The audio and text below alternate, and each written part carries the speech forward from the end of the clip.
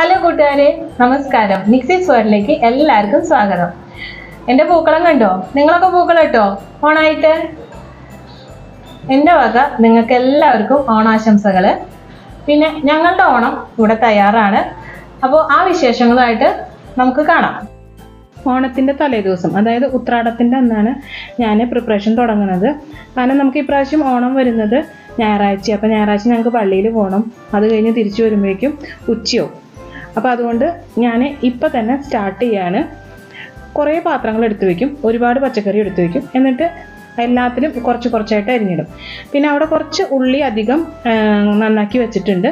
അത് ഈ പ്രാവശ്യം ഞാൻ ഉള്ളി സാമ്പാർ വയ്ക്കുന്നത്. മറ്റ് സാമ്പാർ നമ്മളെല്ലാം മിക്ക ആഴ്ചയും ഉണ്ടാവും സാമ്പാർ. അപ്പോൾ അത് കാരണം അങ്ങനത്തെ സാമ്പാർ വേണ്ട. ഓണം എന്ന് പറയുമ്പോൾ സ്പെഷ്യൽ അല്ലേ, അതുകൊണ്ട് ഉള്ളി സാമ്പാറാണ് വെക്കുന്നത്. പിന്നെ അരിഞ്ഞിടുന്നത് കൂട്ടുകറിയിലേക്ക് ഇതിപ്പോൾ അരിയുന്നത് മത്തങ്ങയും പയറും കായൊക്കെ കൂടി എലിശ്ശേരി വയ്ക്കാം, വറുത്തരച്ച എലിശ്ശേരി, പിന്നെ അവിയൽ, അങ്ങനെ. അപ്പോൾ ഒരുവിധം അരിഞ്ഞു കഴിഞ്ഞിട്ടുണ്ട്. ഇത് മത്തങ്ങയും പയറും എലിശ്ശേരി വയ്ക്കാനുള്ളതാണ്. ഓലന്, പിന്നെ ഇത് കൂട്ടുകറിക്ക്. അതിൻ്റെ ഒപ്പം തന്നെ കടല വെള്ളത്തിൽ ഇട്ടിട്ടുണ്ട്. ഇത് കാളനുള്ളത്, കുറുക്ക് കാളൻ. അവിയൽ, പിന്നെ ബീട്രൂട്ട് പച്ചടിക്ക് അത് ക്രഷ് ചെയ്തെടുക്കണം. മിക്സിയിലിട്ട് ഒന്നടിച്ചാൽ മതിയല്ലോ. ഇനി എല്ലാത്തിലും ബാക്കി വരുന്ന മറ്റ് പലതിലേക്ക് അരിഞ്ഞിട്ട് ബാക്കി വരുന്ന ചെറിയ ചെറിയ പീസുകൾ ഉണ്ടാവുമല്ലോ, അതൊക്കെ കൂടി അരിഞ്ഞു വെച്ചിരിക്കുന്നതാണ്. അത് നമുക്ക് തോരനിൽ അഡ്ജസ്റ്റ് ചെയ്യാം. പിന്നെ ഇപ്പുറത്ത് ഉള്ളി സാമ്പാറിനുള്ളത് തിളച്ചുകൊണ്ടിരിക്കുന്നുണ്ട്. കുറുക്ക് കാളന് കലം കയറ്റി വെച്ചിട്ടുണ്ട്, തുടങ്ങിയിട്ടില്ല. ഇപ്പുറത്ത് പായസത്തിനുള്ള ശർക്കര ഉരുക്കുന്നുണ്ട്. എല്ലാം കൂടി ഒന്നിച്ച് തന്നെയാണ് ഞാൻ ചെയ്യുന്നത്. അതുപോലെ ബാക്കി ഇനി കുറച്ചും കൂടി അരിയാനുണ്ട്, അതൊക്കെ അവിടെ ഒന്നിച്ചിരിക്കുന്നുണ്ട്. ഇഞ്ചമ്പുളി 2-3 ദിവസം മുന്നേ ഞാൻ ഉണ്ടാക്കി വയ്ക്കും കേട്ടോ, അത് ഇഞ്ചമ്പുളിയാണേ.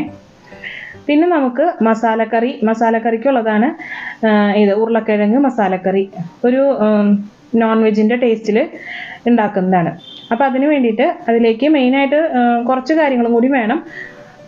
കുറച്ച് പച്ചമുളക്, ഇഞ്ചി, മഞ്ഞൾപ്പൊടി, സവാള, ഉപ്പ്, ഇത്ര ഇടണം. പിന്നെ അതിലേക്ക് നമുക്ക് കുറച്ച് പൊടികൾ ഒന്ന് ചൂടാക്കി എടുക്കണം. അധികമൊന്നുമില്ല. മുളക് പൊടി, മല്ലിപ്പൊടി, അത് നമ്മൾ എടുക്കുന്ന ക്വാണ്ടിറ്റിക്ക് അനുസരിച്ച് കൂടുതൽ. ഞാനിപ്പോൾ 1 ടീസ്പൂൺ മുളക് പൊടിയും 1 ടേബിൾ സ്പൂൺ മല്ലിപ്പൊടി എടുത്തിട്ടുണ്ട്. അതൊന്ന് ചൂടാക്കിയിട്ട് ഇതിലേക്ക് ചേർത്ത് നന്നായിട്ട് കൈവച്ച് തിരുമ്പിയിട്ടാണ് ചെയ്യുന്നത് കേട്ടോ. അപ്പോൾ അതിൻ്റെ ഇടയിൽ കുറുക്ക് കാളനുള്ളത് നന്നായി കഴുകി കൊണ്ടുവന്നിട്ടുണ്ട്. അതും കൂടി കലത്തിലിട്ട് വേവിക്കാൻ വയ്ക്കുകയാണ്. കുറുക്ക് കാളൻ ഉണ്ടാക്കാനായിട്ട് കായ വേവിക്കാൻ വെക്കുമ്പോൾ തന്നെ അതിലേക്ക് പച്ചമുളക്, മഞ്ഞൾപ്പൊടി, ഉപ്പ്, അതോടൊപ്പം തന്നെ ഒരല്പം മുളക് പൊടിയും കൂടി ഞാൻ ചേർക്കുന്നുണ്ട്. എന്നിട്ട് ഇച്ചിരി വെള്ളം ഒഴിച്ചിട്ട് വേവിക്കാൻ വയ്ക്കും. അത് കഴിഞ്ഞിട്ട് ബാക്കിയുള്ളത് അരപ്പിലാണ് അഡ്ജസ്റ്റ് ചെയ്തെടുക്കുന്നത്. മസാലക്കറി ഉണ്ടാക്കാനായിട്ട് നമ്മളെടുത്ത പാത്രം ചെറുതായിപ്പോയി. എനിക്ക് എപ്പോഴും പറ്റുന്ന അബദ്ധമാണ് കേട്ടോ. അപ്പോൾ ഞാൻ വലിയൊരു പാത്രം മാറ്റിയിട്ടുണ്ട്. അതിലേക്ക് പൊടികൾ വറുത്തതും കൂടി ഞാൻ ഇട്ട് കൈ നന്നായി കഴുകിയതിന് ശേഷം നന്നായിട്ട് അതെല്ലാം തിരുമ്പി മിക്സ് ചെയ്ത് വെക്കണം കേട്ടോ. അത് കഴിയുമ്പോൾ അതിലേക്ക് കുറച്ച് വെള്ളം ഒഴിച്ചിട്ട് വേവിക്കാൻ വെക്കുകയാണ്. നമ്മുടെ സാമ്പാർ ആയിട്ടുണ്ട്. അപ്പോൾ സാമ്പാർ കാച്ചാനായിട്ട് കുറച്ച് കടുക് പൊട്ടിക്കുന്നുണ്ട്. അതിൽ വറ്റൽമുളക്, പിന്നെ അത് കഴിയുമ്പോൾ അതിലേക്ക് കുറച്ച് കറിവേപ്പിലയും, പിന്നെ മസാലപ്പൊടികൾ, മല്ലിപ്പൊടി, മുളക് പൊടി, സാമ്പാർ പൊടി, കുറച്ച് കായം, ഉലുവ, അതെല്ലാം വറുത്ത് പൊടിച്ചതെല്ലാം കൂടി മിക്സ് ചെയ്തിട്ട് സാമ്പാറിലേക്ക് ഇടുക ചെയ്യുന്നത്. അപ്പോൾ അതിൻ്റെ പരിപാടി കഴിഞ്ഞു. ഇത് വലിയൊരു കുക്കർ എടുത്ത് വെച്ചിട്ടുണ്ട്, നമുക്ക് പാലട വെക്കാൻ വേണ്ടിയിട്ടാണ്. പിന്നെ കായ വെന്ത് വന്നിട്ടുണ്ട്. അതിലേക്കുള്ള അരപ്പ് എടുക്കണം. അരപ്പിന് വേണ്ടിയിട്ട് തേങ്ങ, പിന്നെ കുറച്ച് ജീരകം, അതൊരു 1.5 ചെറിയ ടീസ്പൂൺ ജീരകം എടുത്തിട്ടുണ്ട്, കുറച്ച് ഉലുവ, ഇത്ര ഇട്ടിട്ട് അരച്ചെടുക്കണം. അതിൽ കുറച്ച് തൈരും കൂടി ഒഴിച്ചിട്ടാണ് ഞാൻ അരയ്ക്കാറ് കേട്ടോ. അപ്പുറത്ത് കടല വേവിക്കാൻ വെച്ചിട്ടുണ്ട്. പാല് ഞാൻ ഒഴിച്ചു വെച്ചിട്ടുണ്ട്. പാലിലേക്ക് നമ്മൾ കുറച്ച് പഞ്ചസാര ഇടുന്നുണ്ട്. ആ കയ്യിലുകൊണ്ട് ഒരു 1.5 കയ്യിൽ പഞ്ചസാര ഇട്ടതിന് ശേഷം നമ്മൾ തിളപ്പിക്കുകയാണ് ചെയ്യുന്നത്. തിളച്ചതിന് ശേഷമാണ് ഞാൻ കുക്കർ അടച്ചു വെക്കുന്നത്. ഇത് നമ്മുടെ വീണ ചേച്ചിയുടെ റെസിപ്പിയാണ് കേട്ടോ. വീണാസ് കറി വേൾഡിലെ വീണ ചേച്ചിയുടെ റെസിപ്പിയാണ്. അത് കറക്റ്റായിട്ട് എനിക്ക് കിട്ടാറുമുണ്ട്.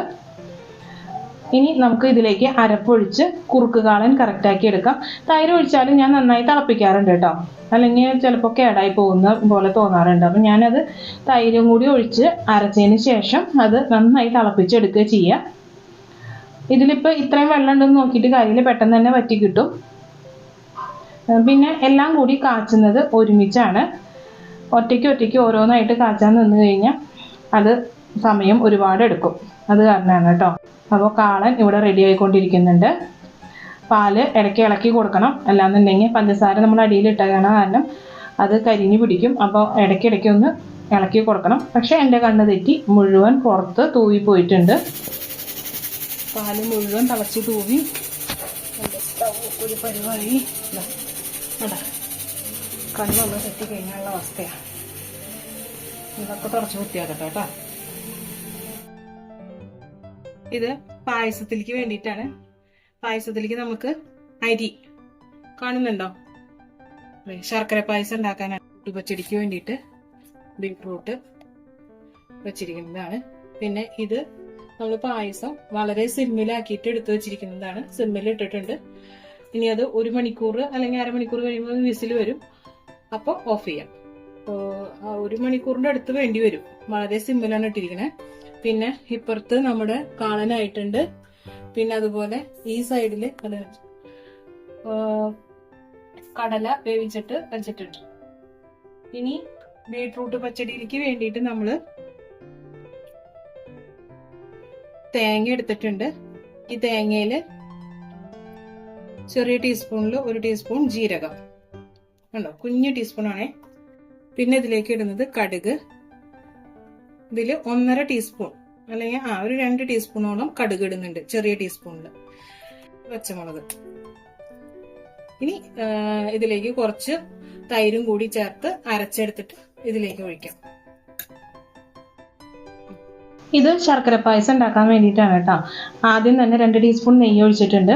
എന്നിട്ട് അതിലേക്ക് വെന്ത് വന്ന ചോറ് നമ്മൾ നേരത്തെ ഇത് ഉണക്കല്ലരി വെച്ചിട്ടാണ് ഉണ്ടാക്കുന്നത്. അപ്പോൾ ഉണക്കല്ലരി വേവിച്ച് വെച്ചിട്ടുണ്ടായിരുന്നു. അത് ഇട്ടതിന് ശേഷം നന്നായിട്ടൊന്ന് ഇളക്കണം. അതിന് ശേഷം ശർക്കരപ്പാനി നേരത്തെ തന്നെ ഞാൻ ഉരുക്കുന്നത് കാണിച്ചിരുന്നു. അത് അരിച്ചെടുത്ത് വെച്ചിട്ടുണ്ടായിരുന്നു. അപ്പോൾ അതും കൂടി ഒഴിച്ചിട്ട് നന്നായിട്ട് ഇളക്കി യോജിപ്പിക്കുന്നുണ്ട്. അത് ഒന്ന് കുറുകി വരണം. കുറുകി വരുന്നതിനനുസരിച്ച് കുറച്ച് ദിവസം നമ്മൾ നെയ്യ് ഒഴിച്ചുകൊണ്ടിരിക്കണം. ഇതിൻ്റെ ഇടയിൽ കൂട്ടുകറിക്കുള്ളതും എരിശ്ശേരിക്കുള്ളതും ഒക്കെ വേവിച്ച് വെച്ചിട്ടുണ്ട്. ഇനിയുള്ള കാര്യങ്ങളൊക്കെ നാളെയാണ് ചെയ്യുക. ബാക്കി എല്ലാം ആയിട്ടുണ്ട്. ഇനിയുള്ളത് തിരുവോണത്തിൻ്റെ അന്നത്തെ വിശേഷങ്ങളാണ്. നമ്മുടെ പാല് തലേദിവസം തന്നെ തിളപ്പിച്ച് വിസിൽ വന്ന് ഞാൻ ഓഫ് ചെയ്ത് വെച്ചിട്ടുണ്ടായിരുന്നു. പിന്നെ തുറന്നിട്ടില്ല. ഇപ്പൊ തുറന്നു കഴിഞ്ഞപ്പോൾ കണ്ടോ, നല്ല പിങ്ക് കളറിൽ കാണുന്നുണ്ട്. പിന്നെ ഇപ്പുറത്ത് തോരൻ റെഡിയാക്കാൻ തുടങ്ങിയിട്ടുണ്ട്. അതിലേക്ക് നമ്മൾ ആ ക്യാബേജും ക്യാരറ്റും ബീൻസും എല്ലാം അരിഞ്ഞിട്ടിട്ടുണ്ട്.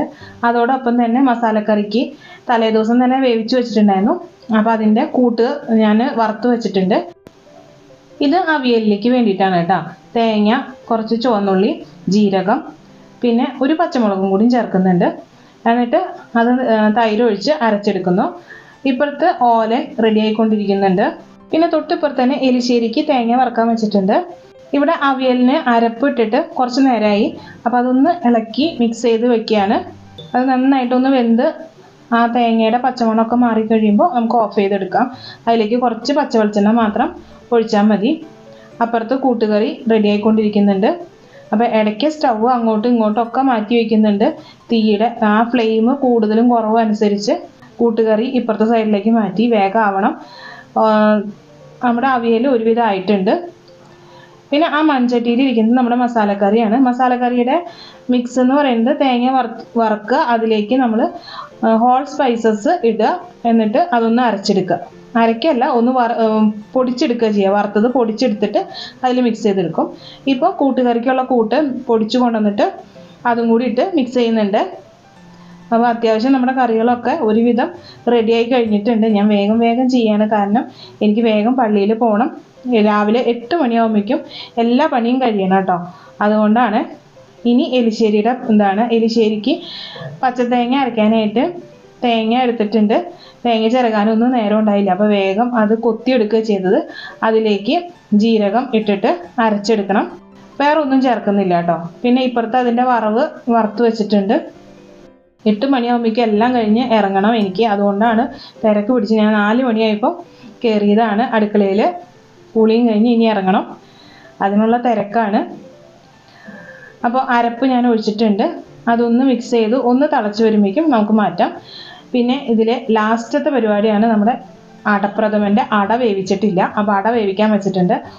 അപ്പോഴാണ് മോൻ പറഞ്ഞത് പരിപ്പും കൂടി വേണമെന്ന്. അപ്പോൾ പരിപ്പും വേവിക്കാൻ വെച്ചു. പരിപ്പിൻ്റെ കാര്യം വിട്ടുപോയതാണ് ലാസ്റ്റ്. അപ്പോൾ പരിപ്പും വേവിക്കാൻ വെച്ചിട്ടുണ്ട്. ഇനി നമുക്ക് വറവ് ഇടണം, അതായത് കറികളൊക്കെ കാച്ചി എടുക്കണം. അതിന് വേണ്ടിയിട്ട് കടുക് പൊട്ടിച്ച് അതിലേക്ക് വറ്റൽമുളകും പിന്നെ കറിവേപ്പില ഇട്ടിട്ടുണ്ട്. എന്നിട്ട് നിരത്തി എല്ലാത്തിലേക്കും ഒഴിച്ച് വെക്കുന്നുണ്ട്. മസാലക്കറി, അതുപോലെ മത്തങ്ങയും പയറും എലിശ്ശേരി വെച്ചത്, പിന്നെ കൂട്ടുകറി, എല്ലാം കുറച്ച് കുറച്ചാട്ടോ ഉണ്ടാക്കിയിട്ടുള്ളൂ. നമുക്ക് ഒരു ദിവസം അതിലും കൂടുതൽ എന്നാലും ഉണ്ടാവും കുറച്ചൊക്കെ. പിന്നെ അപ്പുറത്തപ്പുറത്തൊക്കെ ഉള്ള വീടുകളിലും കൊടുക്കും.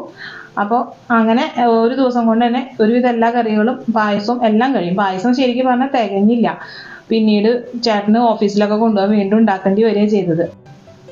കുറച്ച് ലേറ്റായി എന്നറിയാം, എന്നാൽ എല്ലാവർക്കും എൻ്റെ ഓണാശംസകൾ. ഇത് പരിപ്പിലേക്ക് വേണ്ടിയിട്ടാണ് കേട്ടോ. അതിലേക്ക് തേങ്ങ, 2 ചുവന്നുള്ളി, പച്ചമുളക്, കുറച്ച് ജീരകം, ഇത്രയും ചേർത്ത് നന്നായിട്ട് അരച്ചെടുത്തിട്ട് നമ്മൾ ആ പരിപ്പിൽ ചേർത്ത് ഒന്ന് തിളപ്പിച്ചെടുക്കുകയാണ് ചെയ്യുന്നത്. ഞാൻ ജീരകത്തിൻ്റെ പൊടിയാണ് കേട്ടോ ചേർത്തിരിക്കുന്നത്. ഇനി നമുക്ക് പായസത്തിന് വേവിച്ച അട ഒന്ന് വരട്ടി എടുക്കണം. അപ്പോൾ അതിന് വേണ്ടിയിട്ട് 2 ടീസ്പൂൺ നെയ്യ് ഒഴിച്ചിട്ടുണ്ട്. അതിലേക്ക് അട ഇടുന്നുണ്ട്. വേവിച്ച് വെച്ച അടയാണ്, അതൊന്ന് കഴുകി എടുത്തിട്ടാണ് ഇടുന്നത്. എന്നിട്ട് നന്നായിട്ടൊന്ന് മിക്സ് ചെയ്യുക. അത് കഴിയുമ്പോൾ അതിലേക്ക് ഒരു നുള്ളു ഉപ്പ്, ഒപ്പം 1-2 ടീസ്പൂൺ പഞ്ചസാരയും കൂടി ചേർത്ത് നന്നായിട്ട് മിക്സ് ചെയ്തെടുക്കണം. അത് കഴിയുമ്പോൾ നമ്മളത് പാലിലേക്ക് ചേർത്ത് വറ്റിച്ചെടുക്കുകയാണ് ചെയ്യുന്നത്. കുറച്ചധികം നേരം തന്നെ വെക്കണം. നമ്മുടെ എല്ലാം ഉണ്ടാക്കി കഴിഞ്ഞിട്ടുണ്ട്. എലിശ്ശേരി, പിന്നെ സദ്യക്ക് വെക്കാനുള്ള പഴം, ഇപ്പുറത്ത് തന്നെ ബീട്രൂട്ട് പച്ചടി ഉണ്ട്. അതിൻ്റെ താഴെ നമ്മുടെ ഇഞ്ചമ്പുളി അല്ലെങ്കിൽ ഇഞ്ചിക്കറി എന്ന് പറയുന്നത്, ഇപ്പുറത്ത് തോരൻ, ഒക്കെ കുറച്ച് തന്നെ ഉണ്ടാക്കിയിട്ടുള്ളൂ. അതിൻ്റെ അടിയിലായിട്ട് ചെറിയ ചോറും പാത്രങ്ങളിലാണ് കേട്ടോ ഉണ്ടാക്കി വെച്ചിരിക്കുന്നത്. അത് കൂട്ടുകറിയാണ്. ഇത് കുറുക്ക് കാളൻ, മോര്, പച്ചമോര്, ഇത് ഓലൻ, സാമ്പാർ, ഉള്ളി സാമ്പാറാണേ, പരിപ്പ്, ഇത് നമ്മുടെ മസാലക്കറി. മക്കൾക്ക് ഭയങ്കര ഇഷ്ടമാണ് അത്. ഇത് അരവണ പായസം പോലെ ഉണ്ടാക്കിയ പായസം, ശർക്കര പായസം. ഇത് നമ്മുടെ പാലട, നല്ല പിങ്ക് കളറിൽ നല്ല അടിപൊളിയായിട്ട് വന്നിട്ടുണ്ട്. ഇവിടെ എല്ലാവർക്കും ഇഷ്ടമുള്ള പായസമാണ് അത്. ഇതാണ് പെട്ടെന്ന് കഴിഞ്ഞു പോകുന്നതും. അവിയൽ, വലിയ കുക്കറിൽ ചോറ് വെച്ചിട്ടുണ്ട്. ഇനി ഇത് രാവിലേക്കുള്ള ബ്രേക്ക്ഫാസ്റ്റ്. ഇനി ഞാൻ പള്ളിയിലേക്ക് ഓടട്ടെ. ഇത്രയായി, കുളിയും കഴിഞ്ഞു. ഇനി പള്ളിയിലേക്ക് ഓടണം. അത് കഴിഞ്ഞിട്ട് സദ്യ വിളമ്പുന്നത് കാണിക്കാവേ. ശർക്കര വരട്ടിയും കായ വറുത്തതും ഉണ്ടാക്കുന്ന വീഡിയോ ഞാൻ മുന്നേ അപ്ലോഡ് ചെയ്തിട്ടുണ്ട്. കാണാത്തവർ അത് പോയി കണ്ടേക്കണേ. പായസം ഞാൻ സെപ്പറേറ്റ് വിളമ്പി വെച്ചിട്ടില്ല. സദ്യ ഉണ്ട് കഴിയുമ്പോൾ കുറച്ച് നേരം കഴിയട്ടെ പായസം കഴിക്കാമെന്ന് പറയുന്നവരാ കൂടുതൽ. വീഡിയോ ആണ്, അയ്യോ കിട്ടിയില്ല. എല്ലാവരും കൂടി ഇരുന്ന് ഇതുപോലെ ഊണ് കഴിക്കുന്നതിൻ്റെ ഒരു സുഖം വേറെ തന്നെയല്ലേ. നിങ്ങൾ ആരെങ്കിലും എണ്ണി നോക്കിയായിരുന്നോ എല്ലാ വിഭവങ്ങളും ഉണ്ടോ, എത്ര എണ്ണം ഉണ്ട് എന്ന്?